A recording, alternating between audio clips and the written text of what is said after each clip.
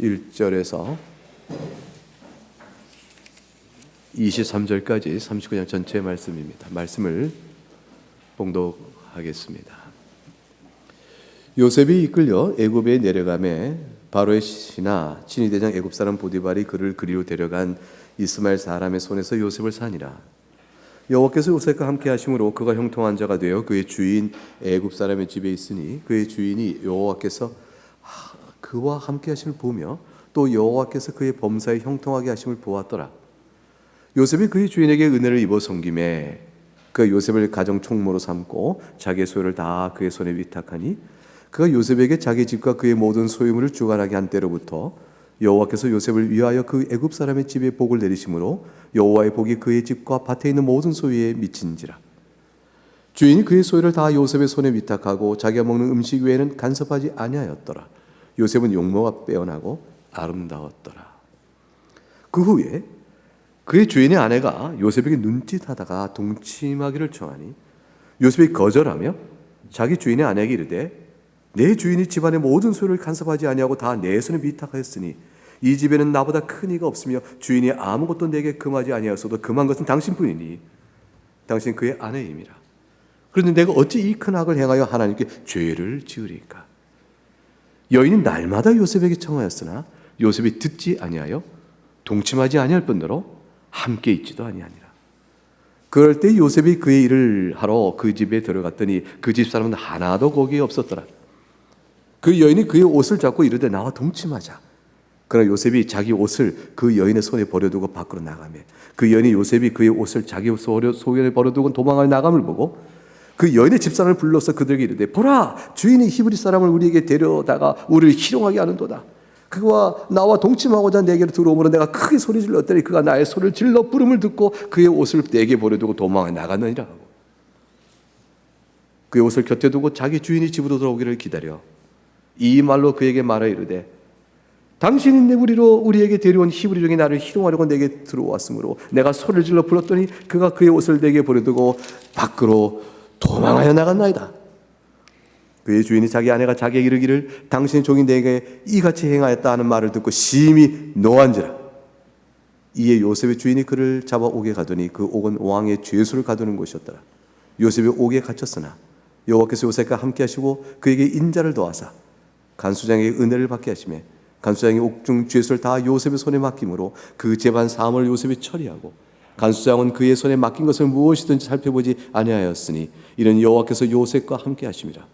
여호와께서 그를 범사에 형통하게 하셨더라. 하나님의 말씀입니다. 하나님께 감사합니다. 주의 말씀을 전하겠습니다. 우리 모두는 이런 말을 듣습니다. 하나님께서 주 예수 그리스도 안에 있는 모든 성도를 사랑하십니다. 그러한 성도 개개인을 향하여 하나님께서는 선한 목적과 또 놀라운 계획을 갖고 계셔요. 이런 말을 우리가 들을 때가 있습니다. 그런데 그런 말을 들을 때 아멘 이렇게 얘기를 응답할 수 있는 사람도 있지만 인상을 찌푸려주는 사람이 있죠. 너무 힘들거든요. 질병으로 너무 오랜 시간 동안 고통을 받고 있는 분들은 하나님께서 나를 향한 무슨 계획을 하고 계시다고요? 이거에 의문이 들 수 있는 거죠. 그리고 인간관계에 깨어진 아픔으로 회복되지 않은 채 상처가 큰 사람들, 그 삶이 그냥 모래알 씹듯 힘든 거예요. 곤고함이 있는 사람들, 학대받고 있는 사람들, 가정 안에서 있는 학대가 얼마나 커요. 꿈이 깨어진 사람, 자신이 어릴 때부터 한 꿈을 갖고 삶의 소망들어서 그게 이룰지 않는다는 걸 알고 그 꿈 자체가 산산이 깨진 사람에게 절망과 낙심, 또 큰 시험과 유혹에 빠져 있는 사람들, 죄에 빠져 있는 사람들, 이런 데 삶의 형편은 다양하죠. 평안하고 좋아서 하나님께서 당신을 사랑합니다 할 때 그렇죠 하고 증거를 막 낼 수 있는 사람들도 있겠지만 자기 삶의 형편 자체가 슬픔과 수고로 있기 때문에 그 압박 속에서 하나님이 당신을 사랑하고 주의 백성을 사랑합니다, 주의 자녀를 사랑합니다는 말에 왜? 어떻게? 정말 그렇다고? 라고 물어볼 만한 의문도 있을 수 있죠. 그래서 오늘 본문은 이 모든 우리의 삶에 겪는 모든 인생의 실존들을 어떻게 볼 것이냐. 하나님 날 구원하시고 하나님의 백성 살아간다고 내 인생이 하나님 모를 때 사는 인생과 비교할 도대체 뭐가 다른 것이냐. 살아가는 나에게서 내 인생은 어떻게 의미가 다른가. 이 모든 것들에 대한 답을 찾아가는 중요한 실마리를 보여주시는 것이죠. 구원 역사에 참여하는 모든 성도들이 바라야 될 교훈들을 주고 계신 것이에요. 하나님께서는요, 여러분의 삶의 자리가 어떠하든지 여전히 여러분을 사랑하셔요. 항상 사랑하셔요. 그 사랑을 여러분이 바르게 알아가는 인식을 갖도록 오늘 본문은 교훈을 일깨워주는 거죠. 어떻게 하나님의 사랑을 제가 알아요? 어떻게 하나님의 사랑을 제가 알 수 있을까요? 대개는 자기 욕심이 채워지면 사랑을 알 수 있다 이렇게 생각을 할 수 있을까요? 어린아이들은 그렇지. 애 같으면. 하나님께서 나를 사랑하신 사랑의 손길을 내가 무엇으로 알 수 있을까? 요셉의 이야기는 요셉을 향해서 그리고 이 글을 읽는 우리 모두를 향해서 하나님 이러한 것과 관련된 은혜의 손길이 어떻게 들었는지를 가르쳐 주십니다. 우선 요셉은 야곱이 가장 사랑하는 아들이었죠. 그러니까 하나님 날 사랑하셔. 아버지가 날 이렇게 사랑하니까 바로 연결이 될 수 있겠죠. 애 같으면. 어렸을 때부터 야곱이 제일 사랑했던 라헬에게 태어났어요. 그러니까 야곱의 가족 가운데 이건 성골이에요. 야곱의 가족 가운데서도 특별한 거예요. 아들 가운데 요셉 같은 이가 없고 또 그 집에 네 아내가 있다 하지만 그 중에 라헬 같은 애가 없으니 거기 이렇게 있는 요셉은 독자였을 때는요. 베냐민이 있기 전에는 혼자 독차지하는 특별한 위치에 있는 것이죠. 누가 요셉을 함부로 알 수 있었겠어요? 낳을 때부터 금수저처럼 가족 안에서도 특별히 구별된 자였죠. 화려한 옷을 입었어요. 일복을 일할 때는 작업복 입은 적이 없고 항상 차려진 정장을 깨끗이 입고 산 요셉이었습니다. 꿈을 꿨어요. 첫 번째 꿈에는 모든 형들을 상징하는 그러한 형제들이 자기에게 절하는 꿈. 두 번째 꿈은 세상의 해와 달도 별도 다 자기에게 절하는 꿈. 부모도 자기에게 경배하는 꿈까지 꾸게 됐습니다. 이런 삶의 경험을 쭉 갖고 있는 요셉 자신이 얼마나 자기가 하나님께 사랑을 받고 있다 생각을 할까요? 아마 그런 것들이 내가 하나님께 사랑을 받고 있다는 예를 든 증거로 우리가 많이 내세울 만한 것일 거예요. 여러분 이 꿈 같은 거 뭐 이런 꿈이 아니요 어떤 꿈 하나 갖고 자기가 하나님이 특별한 어떤 손길을 내가 경험했다는 어떤 섭리, 기도 응답에는 뭐 하나만 있어도요 그 자부심이 우리가 굉장히 역사예요. 근데 요셉의 인생이 지독하다 하리만큼 나빠져 가고 있는 과정을 우리가 성경을 통해서 봅니다. 형제들한테 얼마나 미움을 받는지 모르죠. 형제들이 인사조차 나오기 싫을 만큼 아주 미워하는 대상이 돼버렸습니다. 이건 좋은 일이 아니죠. 그러자 기회가 찾아오자 형들이 그 질투와 분노에 사로잡혀서 결국 요셉을 죽이고자 합니다. 좋은 일이 아니에요. 그 죽이고자 하는 일이 결국 그를 붙잡고 옷을 다 벗겨버린 채 구덩이에 던져버렸습니다. 그리고 결국 노예로 팔려 애국으로 끌려갔습니다. 이 모든 일은 요셉이 상상도 못하는 일이죠. 꿈도 꾸지 않았던 일이에요. 그의 꿈은 영광스러운 것이었는데 현실에 닥친 일은 상상도 못한 일이 벌어지는 고통과 고난이죠. 요셉이 이런 상황을 겪고 있는 상황 속에서 하나님 앞에서 무엇을 말하였을까? 그분이 요셉의 반응은 성경은 기록하지 않은 채 우리를 하고 계속적으로 요셉이 겪는 사건을 소개해 갑니다. 오늘 본문을 통해서 우리가 결론적으로 알아야 될 교훈을 먼저 말씀드리면 결국 이것이에요. 하나님께서 요셉을 사랑한다라는 것은 아까 말했던 요셉이 사랑의 증거로 내놓을 만한 것들은 실제로 그 증거 때문에 하나님이 사랑한다고 말할 것 없이 실제로 하나님이 요셉을 사랑한 줄 우리는 이미 알고 있습니다. 그걸 알고 성경을 읽으면서 하나님 요셉을 사랑하시는데 사랑하시는데 이 일을 요셉이 겪네? 아니 사랑하시는 요셉이 이 일을 겪네? 내가 만약에 이렇다면 어떡하지? 이런 생각을 할 법하죠. 그때 떠오른 생각이 이거예요. 이게 뭐냐면 아무리 내 인생이 어렵고 내가 기대한 것과 다르게 흘러간다 할지라도 그래서 그 일이 하나님이 당신을 미워하거나 당신을 버렸거나 그러기 때문에 그런 일이 벌어지고 있는 것이 아니다라는 사실이에요. 하나님께서 그런 일을 겪고 있는다 할지라도 여전히 사랑하시며 그를 향한 사랑의 계획과 목적을 여전히 이루어가고 계신다는 사실을 봐야 한다는 것이에요. 요셉이 겪는 일시적인 고난의 이 과정들은 여전히 요셉을 사랑하신다는 것을 부인하게 만들지 아니하며 여전히 그런 과정을 통해서도 요셉을 향하여 하나님이 이루시고 목적을 이루시는 선한 일로 작용되고 있다는 사실을 알아야 하는 것이죠. 어떻게 그렇게 믿을 수 있을까요? 그거를 말이 그런 것이지 결과론적 얘기지 그때 단계에서 어떻게 그걸 믿고 나가는 말인가? 라고 할 수 있어요. 그런데 사실 보는 시각이 달라지는 것이에요. 하나님께서는 요셉의 고난 가운데 떠나 계셔요? 함께 계셔요? 함께 계십니다. 여러분 슬픈 일이 있을 때 하나님 함께 계셔도 여러분 버려두고 계셔요? 함께하고 계셔요. 여러분이 아플 때, 괴로울 때, 공부할 때 하나님 여러분 버리신 거예요? 하나님 여러분 함께하고 계셔요? 하나님 여러분 함께 계셔요. 그렇기 때문에 하나님께서 함께 계신데 하나님 이때는 어떻게 함께 계신 거예요? 그거를 찾아보므로 하나님 함께 계심을 배워가고 익혀가는 것이죠. 하나님께서는 결코 떠나지 않으십니다. 가만히 보면 우선 요셉은 살았잖아요. 하나님께서 요셉의 생명을 건지셨죠. 장자인 르우벤으로 하여금 요셉의 생명을 구원코자 하는 생각을 탁 갖게 해서 그래서 죽이지 않고 산채로 구덩이에 던지는 방법을 채택하게 만듭니다. 이 아이디어, 이 생각, 르우벤의 이 말, 형제들이 또 납득하고 그렇게 하게 되는 것, 이 모든 것들은 다 하나님의 간섭이죠. 하나님께서 요셉과 함께 계신 것이에요. 구덩이에 그냥 던져주면 살 수 있을까요? 죽습니다. 근데 유다가 한 꾀를 내요. 야, 이거 뭐 우리 돈벌이라도 하자. 그 무슨 유익이 있겠냐?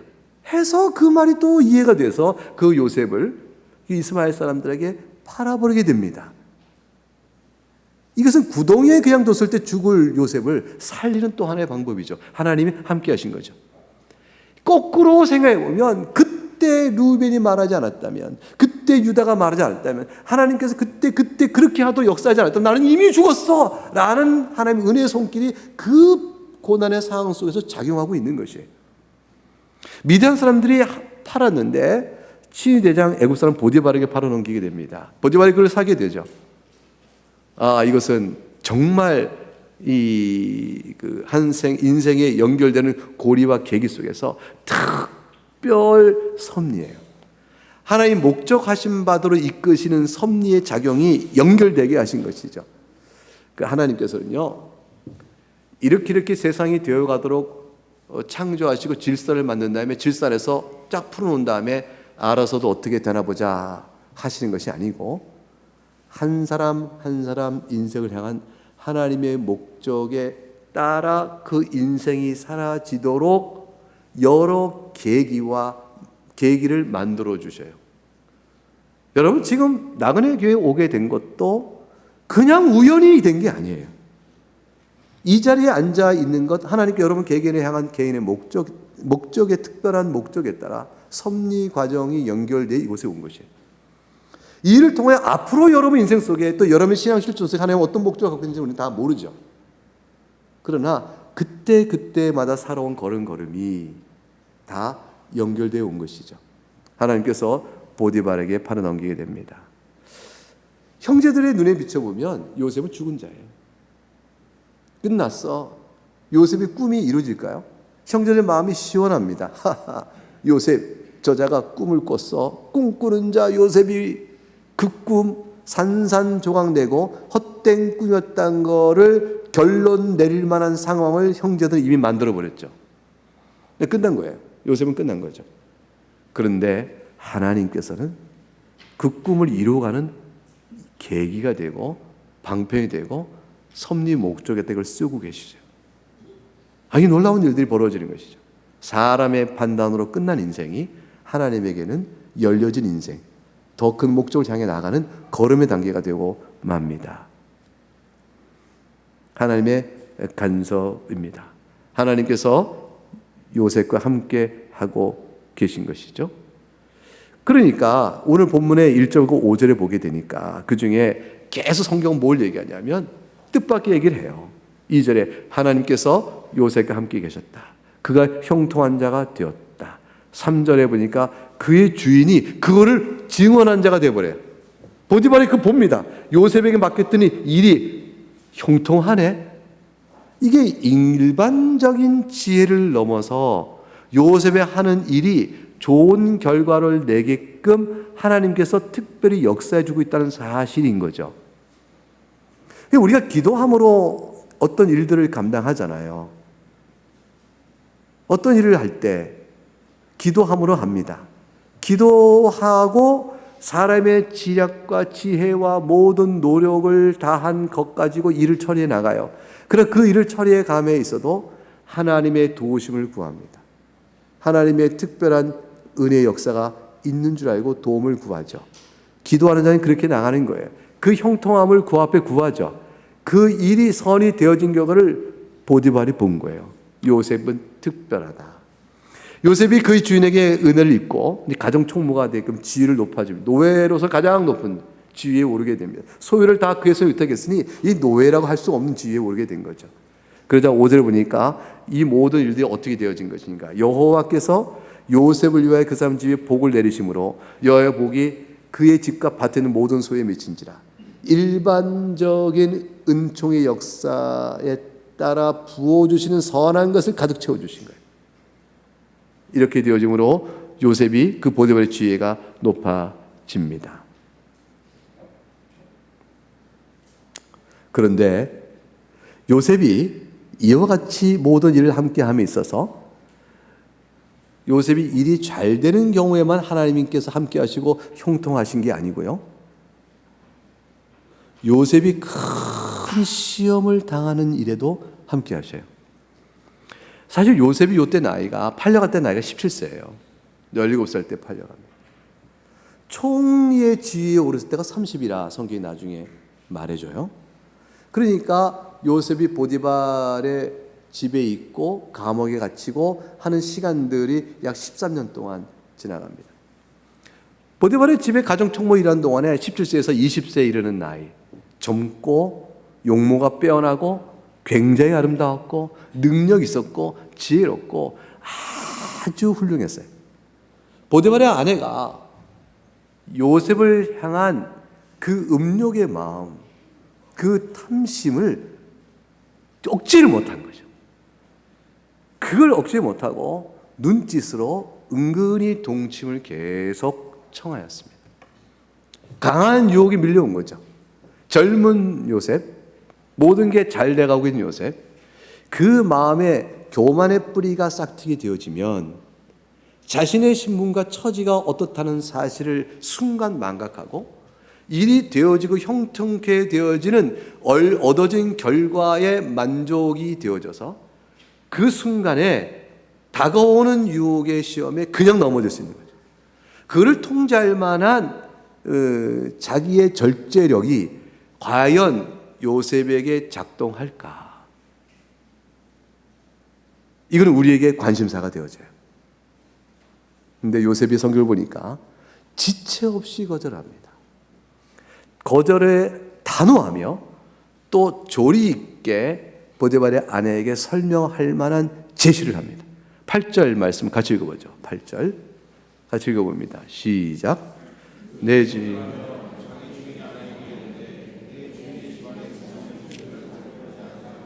다 내 손에 위탁하지. 9절 시작. 이 집에는 큰 이가 없으며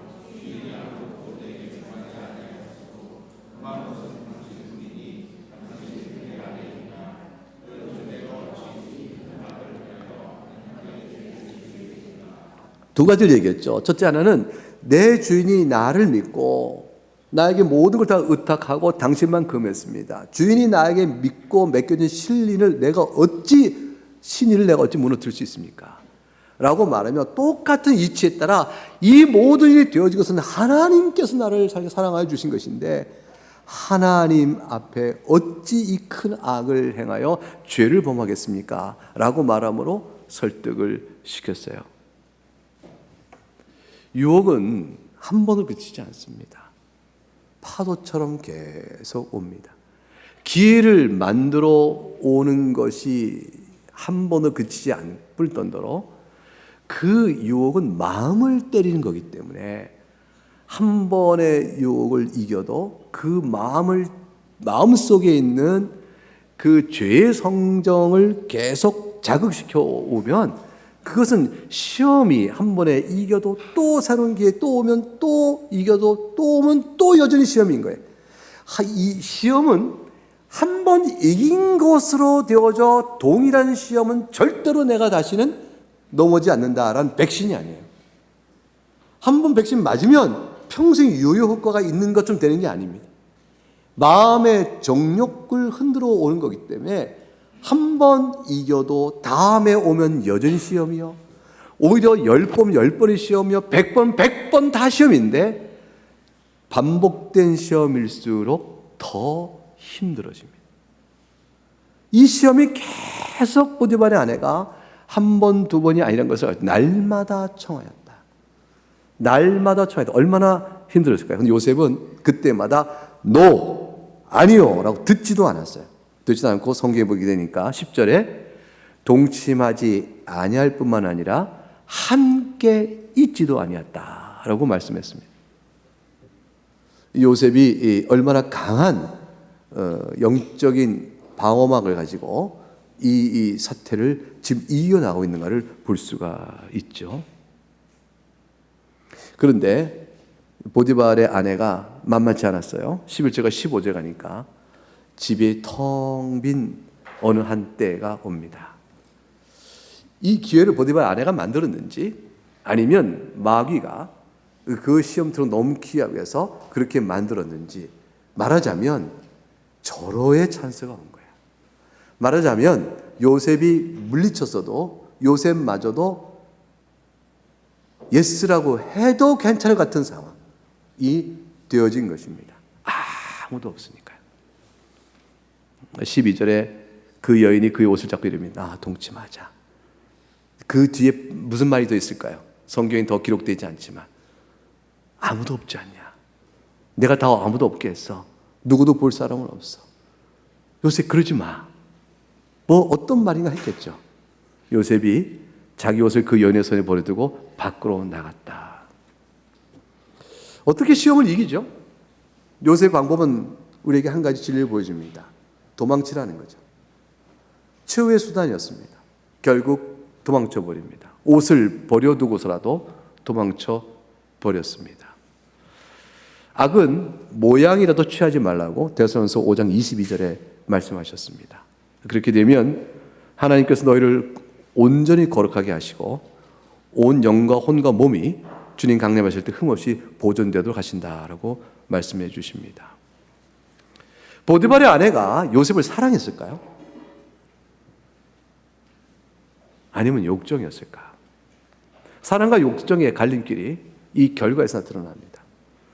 보디발의 아내의 불타오른 자기 탐심과 욕정이 만족되지 않자 바로 거절당하고 끝내 이루지 못하자 보디발 아내는 더 이상 어떻게 요셉에게 시험하고 눈치살 수 없는 마지막 수단마저 무너졌다는 걸 아는 순간 보디발 아내는 요셉을 향한 친절과 눈짓과 또 그 마음을 사기 위해서 했었던 모든 행동과 말과 기회들이 다 한순간에 뭐로 바뀌냐면 강한 분노로 바뀝니다. 그리고 무고한 죄를 뒤집어 씌워 자기가 사랑한다, 좋아한다, 요셉과 동침하자 했던 요셉의 마음을 얻기 위해서 했던 어떤 눈짓이 다 순간에 그 요셉을 완전히 파괴시키는 것으로 넘어가 버립니다. 이것이 사랑과 욕정 사이의 변화예요. 결국 보디발의 아내는 요셉을 향한 욕정이 실패로 돌아가자 결국 바로 분노하며 자기가 그렇게 탐하였던 요셉을 파괴시키기로 작정합니다. 그래서 거짓으로 말하고, 그리고 희롱하였다라고 하고 무고죄를 뒤집어 씌우면서 결국 보디발로 하여금 성내게 하죠. 요셉은 강간 미수죄가 되는 것이고요. 이안 보디발은 심히 노하였고 요셉을 옥에 가두게 되어집니다. 사태가 이렇게 되어갔습니다. 하나님은 요셉과 함께 하고 계실까요? 하나님께서 요셉과 함께 하고 계신가? 또 동시에 형들의 관점에서 볼까요? 요셉이 꿈 꾸는 자, 그 꿈이 이루어질까? 우리는 성경을 읽으면서 하나님, 요셉이 이렇게 됐습니다. 요셉의 꿈은 어떻게 될까요? 이 무고죄를 어떻게 헤어나올 수 있을까요?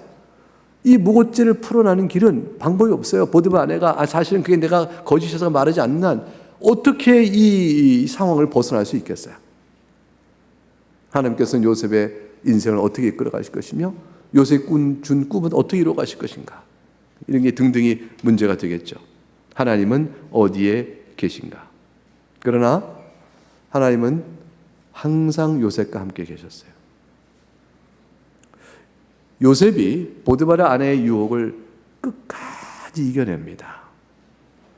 이것을 가리켜서 하나님의 은혜라 그러는 것이에요.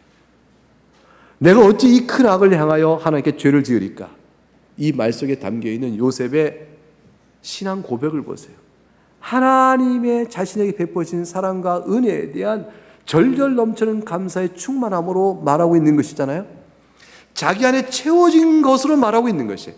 자기가 받은 것으로 말하고 있는 것이죠. 단순히 도덕성의 문제가 아니에요. 하나님과 자신의 관계 속에서 하나님 자신을 붙들고 있는 그 사랑에 대한 고백으로 하고 있는 것이에요. 요셉은 쾌락으로 유혹에 넘어져 얻을 순간에 약속된 그것보다 훨씬 더 하나님을 사랑한 것이죠. 그러니까 세상이 주는 어떤 쾌락이나 세상이 위협하는 어떤 고통, 세상이 주는 쾌락과 만족을 추구하는 것보다 하나님의 사랑이 더 컸고, 내가 세상이 주는 이 유혹과 시련을 내가 거부했을 때 당해야 될 고통이 얼마나 클까에 대한 두려움보다도 하나님을 사랑하는 게 더 컸어요. 세상 어떤 것도 세상이 빼앗는 것에 대한 두려움, 세상이 주겠다는 약속에 대한 기대치, 이 두 개 어떤 것보다도 하나님 사랑이 더 컸습니다. 하나님께 받은 은혜가 너무 큰 거죠. 요셉의 현재 자리가 그걸 고백할 만한 자리인가를 생각해 보세요. 요셉이 아버지 야곱의 사랑과 라헬의 사랑을 받고 쭉 자라다가 형들의 미움받고 온 지금의 상황 속에서 자기의 인생의 실제 쭉 20세까지 오는 과정의 상황 속에서 하나님 나를 얼마나 사랑하시고 아십니까? 라고 말한 상황에 놓여 있냐 생각해 보세요. 네. 요셉은 현재 자기가 어떤 처지냐로 판단하지 않아요. 하나님 나를 사랑하십니다. 이전에 사랑하셨고 하나님 항상 사랑하십니다. 그리고 요셉은 하나님의 사랑의 손길을 보는 눈이 떠진 거죠. 하나님 나에게 사랑하여 꿈을 주셨고 하나님이 사랑하여 나를 생명을 지켜주셨고 하나님이 사랑하여 이 보디발 집의 총무로서 모든 일에 항상 함께 하시며 형통케 하셨고 하나님의 손길을 바라보는 눈이 떠진 거예요. 여러분, 하나님께서 여러분의 인생을 사랑하고 계시면 믿으셔요? 여러분 지금 어떤 상황에 놓여 있으세요? 여러분이 겪고 있는 삶의 자리가 지금 어떠셔요? 그 자리에서 여러분 속에 지금까지 살아온 동안, 아니 지금 현재 자리 속에서 여러분 하나님의 사랑을 어떻게 찾아내고 계셔요? 옆에 있는 사람이 그럴 거 아니에요. 네 처지를 봐. 하나님 뭘 너에게 주신 은혜가 있다고. 네 처지를 봐.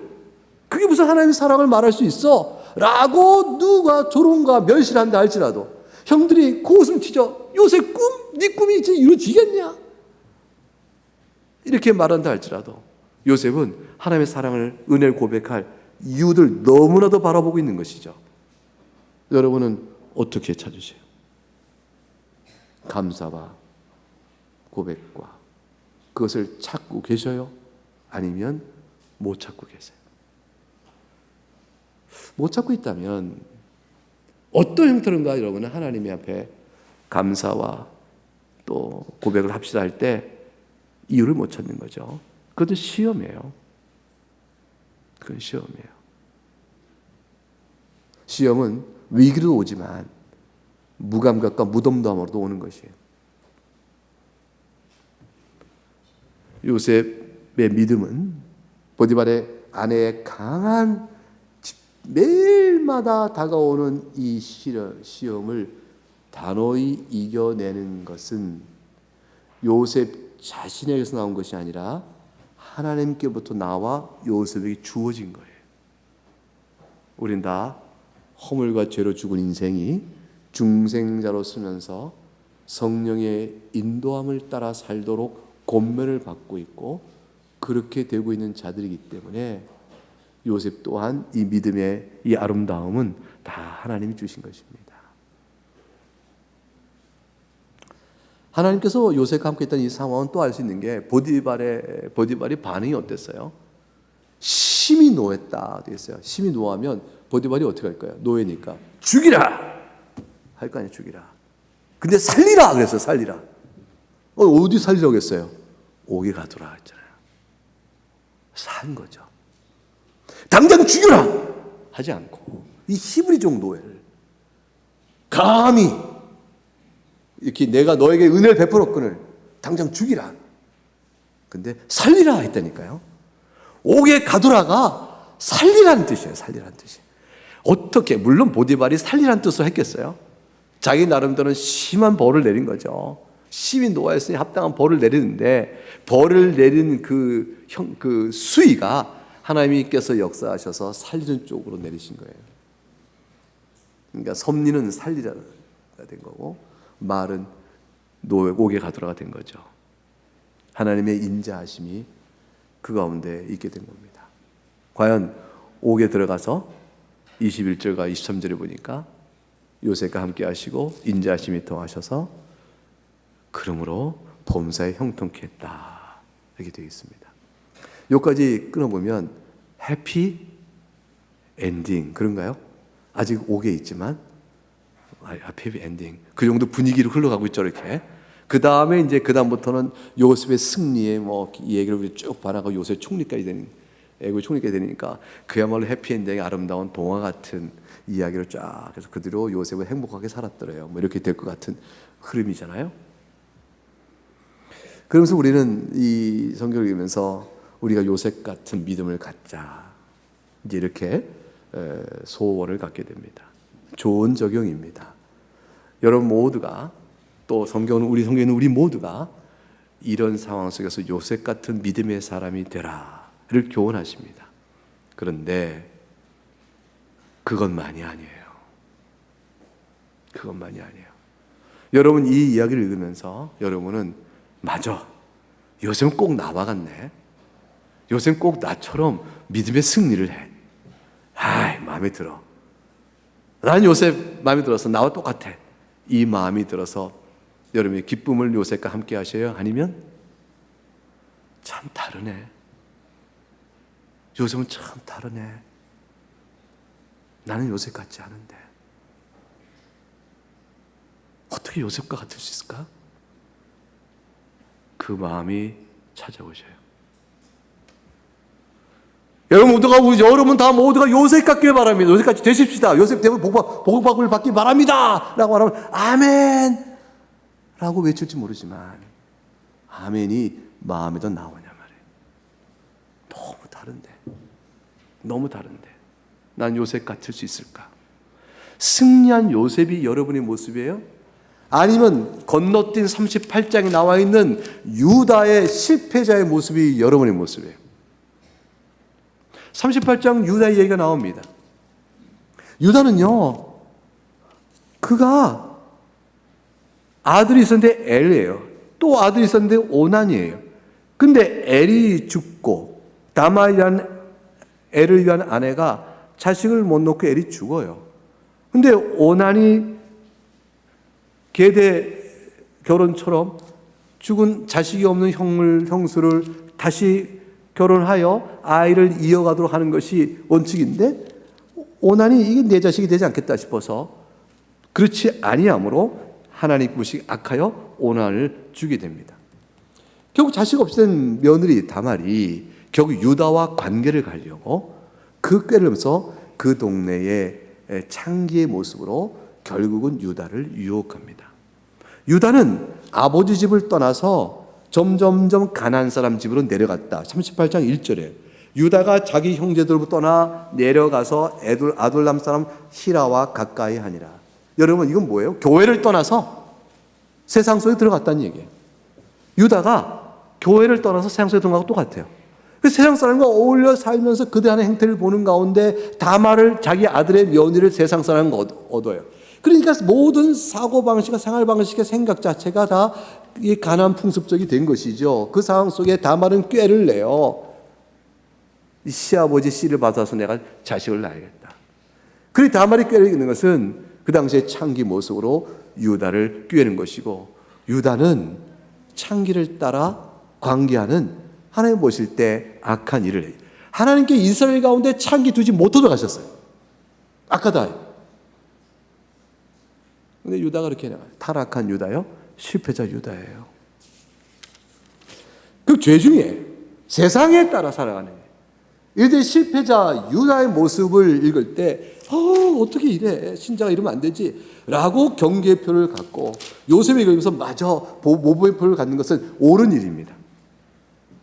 실패자에게서는 경계표를 갖고 믿음의 성공자에게서 본을 삼는 일은 중요한 일이에요. 그런데 이것 자체에 머무는 것이 아니에요. 요셉의 승리한 신앙을 받아 우리도 승리한 자가 되는 것은 좋겠지만, 요셉이 순종하고 시험을 이겨내므로 하나님이, 그래서 하나님이 요셉과 함께 계시고, 유다는 실패자이므로 하나님이 유다를 버리시고 계시고, 그렇게 이해하는 관점으로 유다와 요셉을 대조하여 봐서는 안 됩니다. 유다가 얼마나 요셉과 비교가 돼요. 그러니까 아마도 요셉의 순종 때문에 하나님께서 요셉과 더욱더 함께 하셨다 이렇게 보게 되어지면, 유다의 실패 때문에 하나님 유다를 버리셨다가 되겠죠? 그렇지 않아요. 오늘 본문은 흐름감 속에서 승리자인 요셉과 함께 하신 그 하나님께서요, 실패자인 유다와도 함께 하셔요. 성경은 우리에게 그것을 쫙 보여줍니다. 하나님은 죄를 미워하십니다. 그래서 죄를 짓는 자가 돌이키지 않으면 사랑하시니까 징계도 하십니다. 그래서 하나님께서는 요셉처럼 순종하여 주 앞에 이루는 아름다운 신앙의 덕목을 통하여 자신의 뜻을 이루어 가셔요. 그런데 유다와 같은 실패를 통해서도 하나님은 자기 뜻을 이루어 가십니다. 요셉의 성공은 죄인을 구원하신 그리스도의 의와 아름다움을 보여줘요. 그런데 말이에요, 요셉이 비추어 미리 보여주는 그리스도가 요셉의 혈통이 아니라 유다의 혈통을 따서 나와요. 하나님은 참 성경의 모든 역사를 통해서 우리에게 말씀하시는 것이 그 이상의 뭘 자꾸 보도록 이끌어 가셔요. 마태복음 1장 1절과 3절을 보게 되면 예수님의 계보가 나와요. 마태복음 1장 1절과 3절 말씀에 아브라함과 다윗의 자손 예수 그리스도의 계보니라 그렇게 되어지고요. 아브라함이 이삭을 낳고 이삭은 야곱을 낳고 야곱은 유다와 그의 형제를 낳고, 야곱이 낳은 12아들 가운데서 유다 이름을 빼어내요. 요셉이 아니에요. 야곱은 유다를 낳고 그의 형제들을 낳고, 요셉은 그 안에 포함되어 있을 뿐이에요. 그러고 나서 유다는 며느리 다말에게서 베르스와 세를 낳고, 이렇게 하면서 예수님의 계보가 쭉 이어서 나중에 마리아에게서 그리스도라는 예수가 나니라 이렇게 되어져요. 아니 어떻게 예수님의 계보 속에 유다와 다말의 이름이 나오냐고요. 이것은 성경을 창세기 38장에 이렇게 읽으면서 이게 어떻게 이런 사건이 있어 싶은 이러한 죄의 사건을, 그대로 되어 있는 사건을 두면서 예수님의 혈통적 계보가 나오도록 하나님 역사하셔요. 무엇을 우리와 보게 하시는 걸까요? 무엇을 보게 하시는 걸까요? 요셉을 통해서는 경건한 성도의 본을 보이시죠. 고린도전서 10장 13절에 사람이 감당할 시험 밖에는 너희가 당한 것이 없나니 오직 하나님 미쁘사 너희가 감당하지 못할 시험을 당함을 허락하지 아니하시고 시험 당할 쯤에 또한 피할 길을 내서 너희로 능히 감당하시니라. 하나님이 도신히 악과 싸우며 시험을 이겨내라. 내가 너와 함께한다. 그 은혜의 손길을 요셉을 통해서 보이셔요. 그러므로 여러분 요셉과 같다면 이때에 나와 함께 하신 하나님의 은혜 앞에 감사하셔야 돼요. 나로서는 감당하지 못할 시험을 주님이 함께 하심으로 감당케 하셨구나. 시험을 이기게 하시고 도우시는 하나님 앞에 겸손히 감사해야 돼요. 시험을 이긴 자는 스스로 낮추어 하나님의 도우심 앞에 감사로 나갈 기도가 있어야 되는 것이죠. 요셉을 통해서는 경건한 자의 본을 보이시되 하나님의 능력을 찬미하도록 하십니다. 유다와 같은 실패자에게는 하나님께서 어떻게 해야 될까요? 동일하게 은혜를 보이십니다. 그게 고린도후서 12장 7절과 9절에 보게 되면 이런 말씀이 있어요. 사도 바울의 얘기인데 이런 잘 아시는 말씀이에요.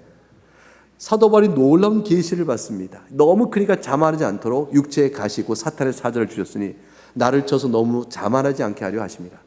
내가 이 육체의 가시가 내게 떠나기를 바라여 하나님께 3번 주께 간구했더니 주께서 말씀하셨어요. 내 은혜가 너에게 족하다. 이는 해서 내 능력이 약한 데서 온전해집니다. 바울아, 네가 약해질 때 오히려 내 능력이 온전해집니다.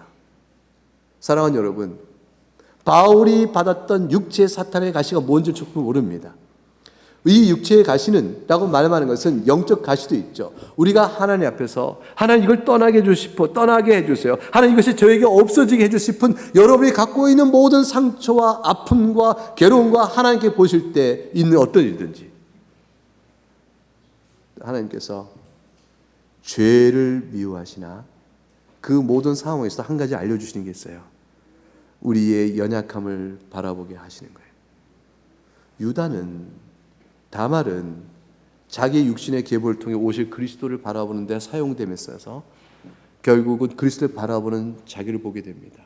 나 같은 죄인도 하나님이 사랑하셔서 용서의 은혜 가운데 있게 하시는구나. 나 같은 죄인을 들어 내 후손을 통해 그리스도께서 오시다니. 이게 말이 안 되는 일이잖아요. 나 같은 죄인의 이 혈통을 따라 그리스도 오신다고요? 다말과의 관계 속에서 그리스도 오신다고요? 주님께서는 그렇게 오셔요. 그렇게 오시면서 유다에게, 다말에게 죄를 용서하시는 하나님의 사랑을 보이시고 우리의 연약함 가운데서 그리스도의 용서의 은혜를 바라보도록 이끄시는 대로 주님이 오신다는 걸 보여주는 거 아니겠어요? 베드로가 3번이나 주님을 부인합니다.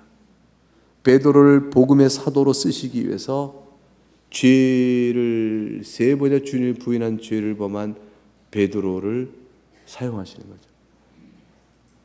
베드로는 은혜의 용서가 자신의 실존적으로 드리워지는 이 중요한 사실이 베드로에게 경험되고 필요했던 일이었죠. 그렇지 않으면 베드로가 얼마나 오만했겠어요. 은혜의 복음이 아니라 공로의 구원을 얘기할 위태로운 사람이잖아요. 바울은 교회를 박해하는 사람으로 큰 악을 행해요. 자기가 바리새적인 그 신학관에 따라서 예수 믿는 사람 교회를 핍박하는 자로 서 있다가 은혜를 용서받아요. 바울은 평생에 잊지 못해요. 내가 얼마나 악한 자였는가. 내가 얼마나 몰랐을 때라고 얘기하겠죠. 그러나 분명해서 악한 자죠. 예수를 믿어서 악을 범하거나 예수를 믿기 전에 수많은 악을 행한 자이거나 동일하게 한 가지 남은 것은 뭐냐면 그리스도의 용서의 은혜가 아니면 그리스도의 능력이 아니면 결코 구원을 이루지 못한다는 것이에요. 결국 실패자인 유다나 성공자인 요셉이나 하나님은 한 가지로 이끌어 오십니다. 하나님의 은혜로만 살아가는 것을 알게 하는 것이죠. 그게 하나님께서 모든 사랑하는 신자를 향하여 섭리하시는 목적입니다. 로마서 8장을 열어보세요. 로마서 8장.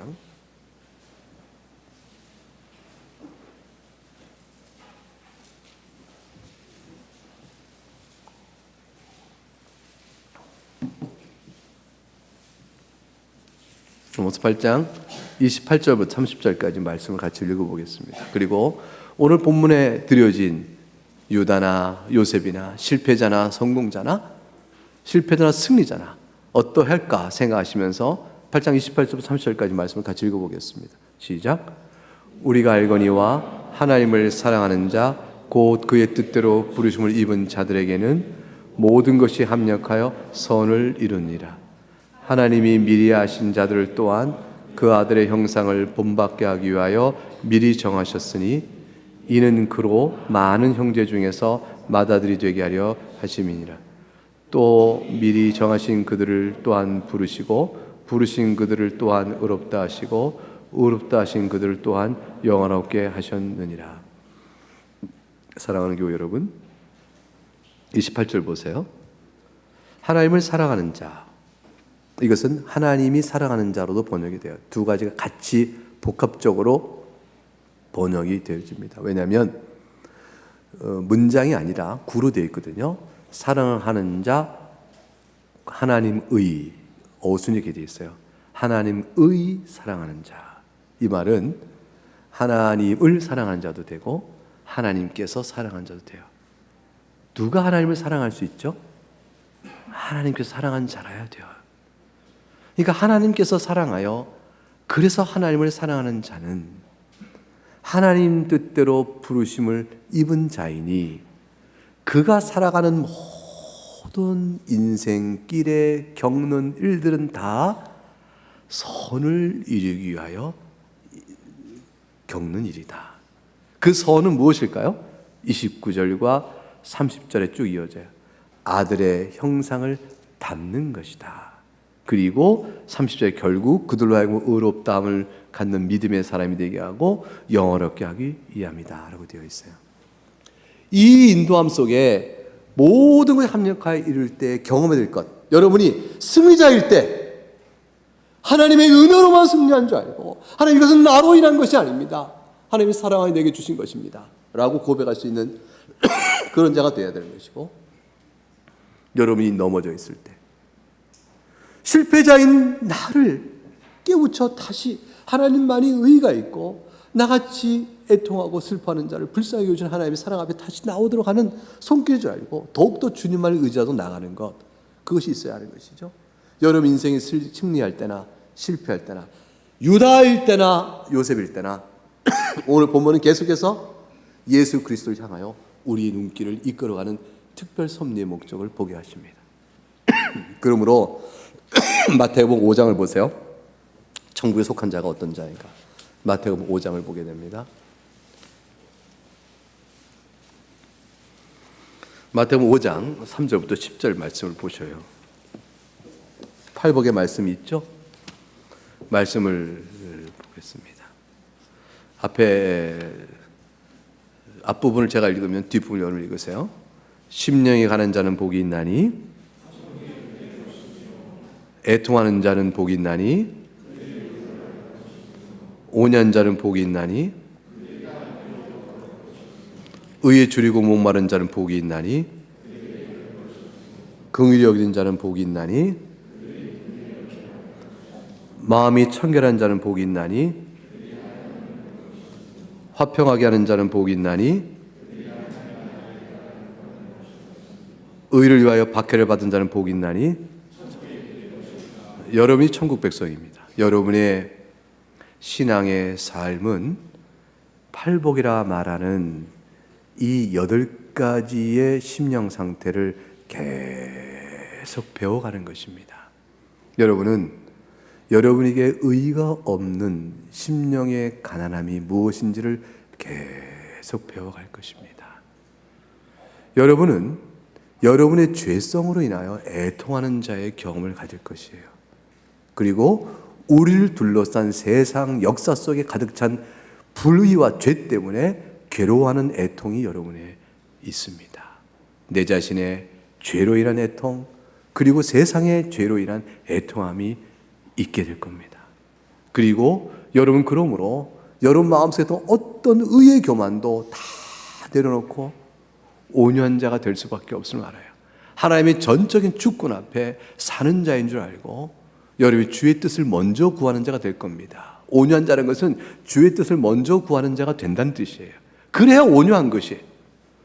그리고 의에 줄이고 목말라 하는 것은 나 같은 의의 없는 가난한 자에게 치워지는 의인이 곧 예수 그리스도의 의만을 가지 붙들게 되어집니다. 그리고 이 역사 속에 하나님의 의가 실현되는 그날을 바라보는 마음을 갖게 되죠. 그런 자니까 그 자의 마음에서 기본 바탕이 긍휼이에요. 자신이 용서함 받은 하나님의 긍휼을 알기 때문에 긍휼히 여기는 마음을 갖게 되어집니다. 그거를 여러분 마음속에 배워가고 채워가고 실행하는 자가 되어질 것이에요.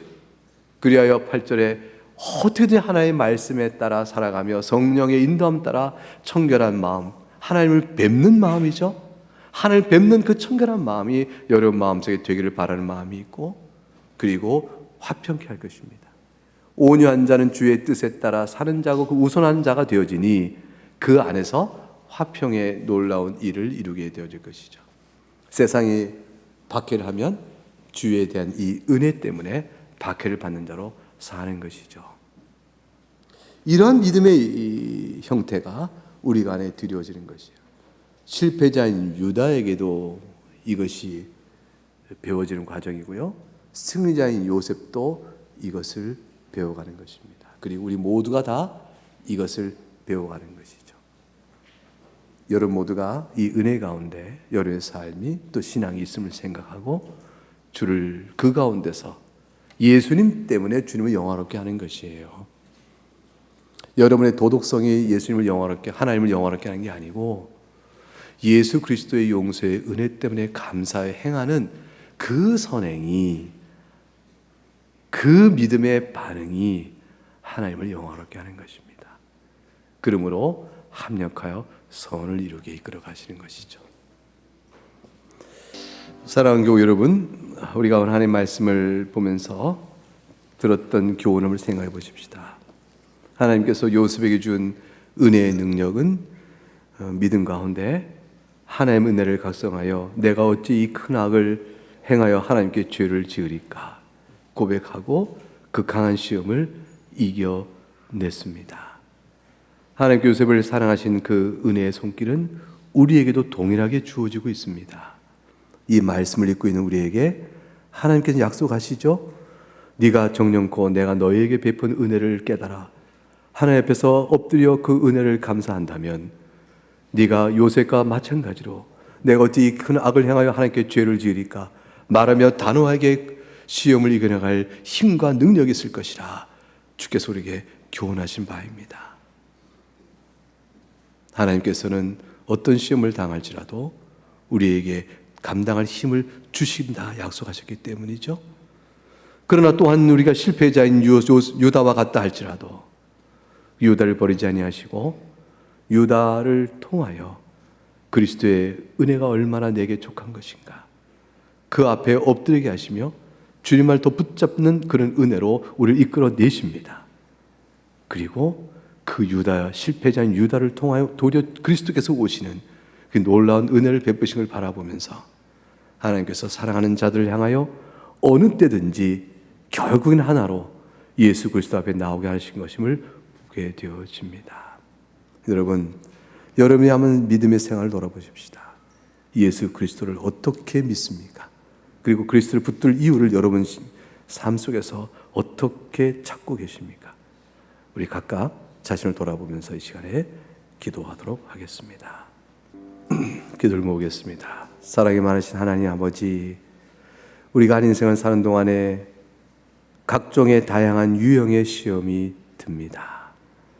세상에 어떤 것이든 그것을 하나님 믿는 것보다 하나님보다 더 귀하게 여겨 그것을 얻고자 하나님을 떠나가거나 세상이 위협하는 것에 대한 두려움 때문에 상실과 실패 두려움 때문에 하나님을 떠나가는 어리석은 일들이 우리 인생 속의 다반사임을 우리가 고백하지 않을 수가 없습니다. 그러나 지금까지 사는 동안에 주님께서 실패자인 유다를 버리지 아니하시고 승리자인 요셉에게 능력으로 함께 하셔 승리케 하신 그 사건처럼 우리에게도 또한 그런 은혜가 있었음을 우리가 기억합니다. 전에 있었던 일들, 승리했던 일들, 전에 실패한 일들, 그들 가운데 하나님께서는 늘 항상 우리와 함께 하셨고 오늘 주님 앞에 있는 우리들을 이와 같이 붙들어 주셨사오니 내 인생 속의 믿음은 하나님 주신 것이요 뿐만 아니라 내가 지금까지 믿음 생활을 살아오는 동안에 오직 그리스도만을 바라보도록 모든 눈길과 삶 속을 사용하시고 이끌어 주신 것을 감사합니다. 주님의 아들의 주님의 형상, 그 아들의 형상을 담는 데까지 살아가는 저희가 되게 하시고, 그리하여 앞으로 사는 인생 속에서도 하나님 말을 바라보며 그리스도를 바라보며 더욱더 살아가며 넉넉히 주의 은혜에 감사하는 저희 모두가 되도록 주여 도와주시옵소서. 우리를 새롭게 하신 주의 은혜를 깊이 감사하고 예수 그리스도 이름으로 기도하옵나이다. 아멘.